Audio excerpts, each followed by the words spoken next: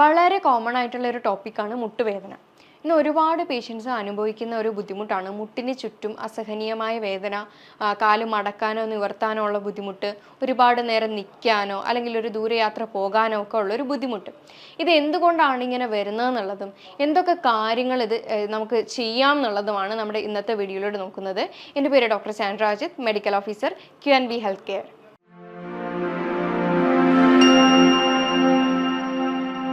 ശരിക്കും മുട്ടുവേദന എന്ന് പറയുമ്പോൾ നമുക്ക് പ്രധാനമായിട്ട് പറയാനുള്ളത് നമ്മുടെ ശരീരത്തിൽ തന്നെ ഏറ്റവും കൂടുതലും വെയിറ്റ് താങ്ങുന്ന രണ്ട് ജോയിൻസ് ആണ്, ഒന്ന് മുട്ടും ഒന്ന് നടുവും.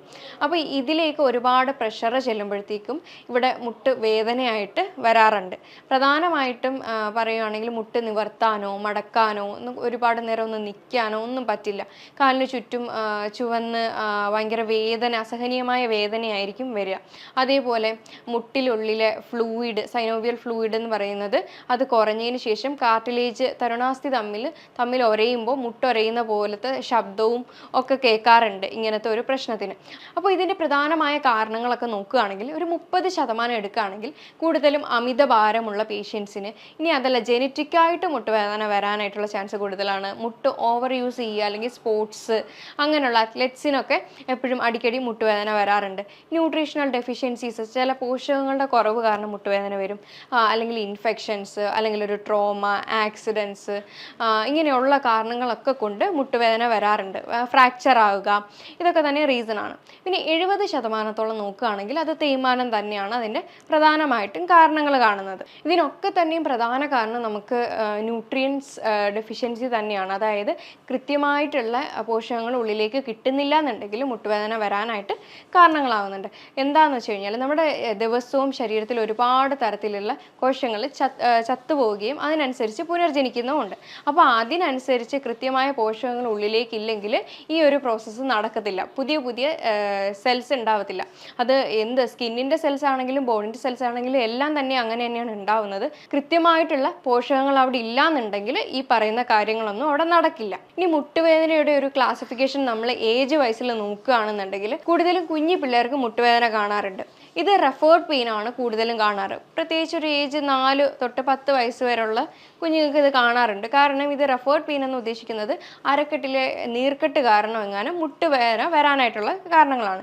കൗമാരക്കാരിൽ ഇത് വരുന്നത് വെച്ചാൽ കോൺഡ്രോമലേഷ്യ പെറ്റല്ല എന്ന് പറയുന്ന ഒരു കണ്ടീഷനാണ്. ഇത് സർവ്വസാധാരണമാണ്. ഇത് അധികമായിട്ട് മുട്ടിൻ്റെ ഉപയോഗം ഉണ്ടെന്നുണ്ടെങ്കിൽ ഈ ഒരു പ്രശ്നം വരുന്നുണ്ട്. അതുപോലെ മുതിർന്നവരിൽ മെയിനായിട്ട് കാണുന്നത് തേയ്മാനം തന്നെയാണ്. അതല്ലാതുള്ള അമിതഭാരം, ഇനി അതല്ല എന്തെങ്കിലും തരത്തിലുള്ള ഇൻഫെക്ഷൻസോ ഫ്രാക്ചറോ ഒക്കെ തന്നെ വരാനാണ് ബാക്കിയുള്ള റീസൺസ്. അതുപോലെ തന്നെയാണ് മെൻസ്ട്രേഷൻ കഴിഞ്ഞ ആളുകൾക്ക്, അതായത് സ്ത്രീകൾക്ക് ഈ ഒരു മുട്ടുവേദന കണ്ടുവരാറുണ്ട്. കാരണം ഇവർക്ക് കാൽഷ്യം മെറ്റബോളിസത്തിൻ്റെ ഒരു പ്രശ്നം വരും. അതായത് ഹോർമോണൽ ഇംബാലൻസുകൾ, ഏറ്റക്കുറിച്ചിലുകൾ ഉണ്ടാവും ഈസ്ട്രജൻ ഹോർമോണും ഒക്കെ ആയിട്ട്. അപ്പോൾ ഇങ്ങനെയുള്ള സമയത്ത് മുട്ടുവേദന കണ്ടുവരുന്നുണ്ട്. അപ്പം ഇതൊക്കെയാണ് പ്രധാനമായിട്ടുള്ള കുറച്ച് റീസൺസ് എന്ന് പറയുന്നത്. പിന്നെ വേറെ കുറച്ച് കാര്യങ്ങൾ നോക്കുകയാണെങ്കിൽ യൂട്രസ് റിമൂവ് ചെയ്ത സ്ത്രീകൾക്ക് അല്ലെങ്കിൽ തൈറോയ്ഡ് പേഷ്യൻസിന്, ഇനി അതല്ല ഒരു സ്കിൻ കണ്ടീഷനാണ് സോറിയാറ്റിക് ആർത്രൈറ്റിസ് എന്ന് പറഞ്ഞിട്ട് അങ്ങനെയുള്ള കണ്ടീഷൻ, അതായത് സ്കിന്നിനകത്തുള്ള ഇഷ്യൂ അത് ഉള്ളിലേക്ക് അഫക്റ്റ് ചെയ്യുന്നതാണ്. അപ്പോൾ ഇങ്ങനെയുള്ളതൊക്കെ ഒരു കാരണങ്ങളാണ് ഈ മുട്ടുവേദന വരാനായിട്ട്. സാധാരണ മുട്ടുവേദന വരുമ്പോൾ എല്ലാ ആളുകളും സ്വന്തം ഇഷ്ടപ്രകാരം അതങ്ങ് ട്രീറ്റ് ചെയ്യാൻ നോക്കും. ആദ്യം വരുമ്പോൾ അത് ആദ്യം തന്നെ കാണിച്ചു കഴിഞ്ഞാൽ അതിനനുസരിച്ചുള്ള നല്ല ട്രീറ്റ്മെൻറ്റ്സുകൾ അവൈലബിൾ ആണ്. അത് അങ്ങ് നല്ല ഒരു രീതിയിൽ എക്സ്ട്രീം ലെവലിലാകുമ്പോഴായിരിക്കും ചിലപ്പോൾ അത് ഡോക്ടറിനെ കൊണ്ടുപോയി കാണിക്കുന്നത്. അപ്പോൾ ഇങ്ങനെ മുട്ടുവേദന തുടർച്ചയായിട്ട് നിൽക്കുകയാണെങ്കിൽ അതിൻ്റെ കാരണങ്ങൾ എന്താണെന്നുള്ളത് അന്വേഷിച്ച് കണ്ടുപിടിക്കുക.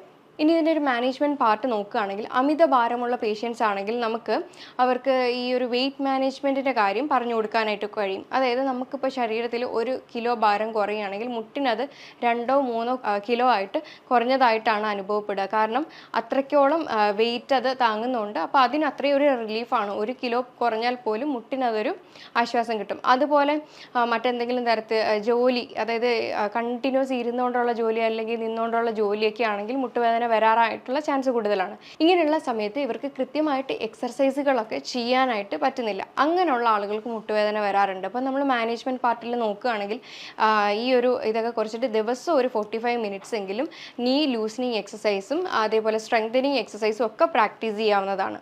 ഇനി പെട്ടെന്ന് വീണിട്ട് വരുന്ന മുട്ടുവേദനയാണെങ്കിൽ ഇതിന് നമുക്ക് ചെയ്യാൻ പറ്റുന്ന ഒരു മെത്തേഡാണ് റൈസ് എന്ന് പറയുന്ന ഒരു മെത്തേഡ്. അതായത് നമ്മൾ ആദ്യം റെസ്റ്റ് എടുക്കുക എന്നുള്ളത് തന്നെയാണ്. പിന്നെ ഐ എന്ന് പറയുന്നത് നമുക്ക് ഐസ് പാക്ക് കീപ്പ് ചെയ്യാം ആ ഒരു ഭാഗത്ത്. പിന്നെ സി എന്ന് പറയുന്നത് നമുക്ക് ആ ഒരു കംപ്രഷൻ ബാൻഡ് ചുറ്റുക എന്നുള്ളതാണ്. ഇ എന്ന് പറയുന്നത് കാല് ഉയർത്തി വെക്കുക എന്നുള്ളതാണ്. ഇത്രയൊക്കെ ചെയ്തിട്ടും കൃത്യമായിട്ട് മുട്ടുവേദന മാറിയിട്ടില്ലെങ്കിൽ ഉറപ്പായിട്ടും ഡോക്ടറിനെ കാണേണ്ടത് അത്യാവശ്യം ഉണ്ടാവും. ഇനി മുട്ടുവേദന വന്നു കഴിഞ്ഞാൽ നമുക്ക് വീട്ടിൽ തന്നെ ചെയ്യാൻ പറ്റുന്ന കുറച്ച് റെമഡീസാണ്. കുറച്ച് കടുക് എടുത്തതിന് ശേഷം നന്നായിട്ട് സോക്ക് ചെയ്ത് ഇത് വെള്ളത്തിൽ നന്നായിട്ട് അരച്ചെടുത്തതിന് ശേഷം ഇത് ആ ഒരു ഭാഗത്തേക്ക് അപ്ലൈ ചെയ്യാവുന്നതാണ്. ചില ആളുകൾക്ക് ഇത് കടുകിൻ്റെ സെൻസിറ്റിവിറ്റി ഉണ്ടാവും, ചിലപ്പോൾ ഒന്ന് പൊള്ളുന്ന രീതിയിൽ തോന്നാറുണ്ട്. അപ്പോൾ അതൊന്ന് ശ്രദ്ധിച്ചതിന് ശേഷം മാത്രം ചെയ്യാം. അതുപോലെ എരിക്കിൻ്റെ ഇല ചൂടാക്കിയിട്ട് വെക്കുന്നത് നല്ലതാണ്. എരിക്കിൻ്റെ ഇലയും അല്ലെങ്കിൽ കാസ്റ്റർ ഓയിൽ ആവണക്കിൻ്റെ എണ്ണയും കൂടെ അപ്ലൈ ചെയ്തിട്ട് വെക്കാവുന്നതാണ്. ഇനി അതല്ല, ആവണക്കിൻ്റെ എണ്ണ ഉപയോഗിച്ച് ചെറുതായിട്ട് മസാജ് ചെയ്ത് പിടിച്ചതിന് ശേഷം ചെറുതായിട്ട് ഒരു ചൂട് ബാഗ്, ഹോട്ട് ബാഗ് അതിൻ്റെ മേലെ വെക്കുന്നതും വേദന കുറയ്ക്കാനായിട്ട് ഹെൽപ്പ് ചെയ്യുന്നുണ്ട്. അതുപോലെ തന്നെ കല്ലുപ്പിൻ്റെ കൂടെ നമുക്ക് കുറച്ച് ഇഞ്ചിയും കൂടെ അരച്ചിട്ട് ഇതൊരു പാക്ക് രൂപത്തിലാക്കിയിട്ട് നമുക്കത് അപ്ലൈ ചെയ്ത് കൊടുക്കാവുന്നതാണ്. ഇത് നല്ലൊരു ഹോം റെമഡിയാണ്. കൃത്യമായിട്ട് വെള്ളം കുടിച്ചിരിക്കുക, അതായത് ഡീഹൈഡ്രേറ്റ് ആകാതെ സൂക്ഷിക്കുക എന്നുള്ളതാണ് അടുത്തത്. വെയിൽ ദിവസം ഒരു 20 മിനിറ്റോളം കൊള്ളുന്നത് മുട്ടുവേദനയ്ക്ക് നല്ല ശമനം കിട്ടും. അതുപോലെ തന്നെ സ്ട്രെങ്തനിങ് എക്സസൈസ് ദിവസവും പ്രാക്ടീസ് ചെയ്യുക. പിന്നെ നമുക്ക് നോക്കാനുള്ളത് ഡയറ്റാണ്. ഡയറ്റിൽ എല്ലാവരും കാൽഷ്യം മാത്രമാണ് എപ്പോഴും എടുക്കുന്നത്. കാൽഷ്യം ശരീരത്തേക്ക് അബ്സോർബ് ചെയ്യണമെങ്കിൽ വൈറ്റമിൻ ഡിയും കൂടെ അത്യാവശ്യമാണ്. അതുകൊണ്ട് വെയിൽ കൊള്ളുകയോ അല്ലെങ്കിൽ കൃത്യമായിട്ട് സപ്ലിമെൻറ്റ്സ് എടുക്കുകയോ അല്ലെങ്കിൽ മുട്ട, മഷ്റൂം പോലെയുള്ള ഭക്ഷണങ്ങൾ ധാരാളമായിട്ട് കഴിക്കുകയും വേണം. കാൽഷ്യത്തിന് പാല് മാത്രമല്ല, റാഗി കഴിക്കുന്നത് പാലിനേക്കാളും 3 ഇരട്ടിയോളം കാൽഷ്യം അതിനകത്തുണ്ട്. അതേപോലെ ഗ്ലൂക്കോസമൈൻ എല്ലാവരും വിട്ടുപോകുന്ന ഒരു സപ്ലിമെൻ്റ് ആണ്. അത് കൃത്യമായിട്ട് മുട്ടുവേദനയ്ക്ക് എടുക്കുന്നത് നല്ലതാണ്. അതുപോലെ തന്നെയാണ് വൈറ്റമിൻ സിയും മഗ്നീഷ്യവും. മഗ്നീഷ്യം അബ്സോർബ് ആകണമെങ്കിൽ വൈറ്റമിൻ സി അടങ്ങിയ ഭക്ഷണങ്ങളിലൂടെ ധാരാളമായിട്ട് കഴിക്കേണ്ടതാണ്. അപ്പോൾ മഗ്നീഷ്യവും വൈറ്റമിൻ സിയും ഇതിന് ഇമ്പോർട്ടൻ്റ് ആയിട്ടുള്ള കുറച്ച് ഘടകങ്ങളാണ്. അതായത് മഗ്നീഷ്യം എന്ന് പറയുന്നത് കൂടുതലും ബനാന, ഡാർക്ക് ചോക്ലേറ്റിലൊക്കെയാണ് അടങ്ങിയിരിക്കുന്നത്. വൈറ്റമിൻ സി എന്ന് പറയുന്നത് കൂടുതലും സിട്രസ് ഫ്രൂട്ട്സിലാണ് അടങ്ങിയിരിക്കുന്നത്. കൂടാതെ zinc, potassium, omega 3 fatty acid, folic acid, B6 ഇതൊക്കെ തന്നെയും നമ്മുടെ സാധാരണ ഇലക്കറികളിലും അതേപോലെ ഹോൾ ഗ്രെയിൻ വീറ്റ്സിലും ഒക്കെ തന്നെയും ഇത് അവൈലബിൾ ആണ്. അതുകൊണ്ട് കൃത്യമായിട്ടുള്ളൊരു ഡയറ്റും അതുപോലെ കൃത്യമായിട്ടുള്ളൊരു ലൈഫ് സ്റ്റൈലും ഫോളോ ചെയ്ത് കഴിഞ്ഞാൽ ഒരു വിധത്തിലുള്ള മുട്ടുവേദനകളൊക്കെ നമുക്ക് മാറ്റി നിർത്താവുന്നതാണ്. ഈ പറഞ്ഞ കാര്യത്തിൽ എന്തെങ്കിലും തരത്തിലുള്ള ഡൗട്ട് ഉണ്ടെങ്കിൽ താഴെ തന്നിരിക്കുന്ന വാട്സപ്പ് നമ്പറിലേക്ക് കോൺടാക്റ്റ് ചെയ്യാവുന്നതാണ്. ഇനി മറ്റൊരു ഹെൽത്ത് ടോപ്പിക്കുമായിട്ട് വീണ്ടും കാണാം. താങ്ക്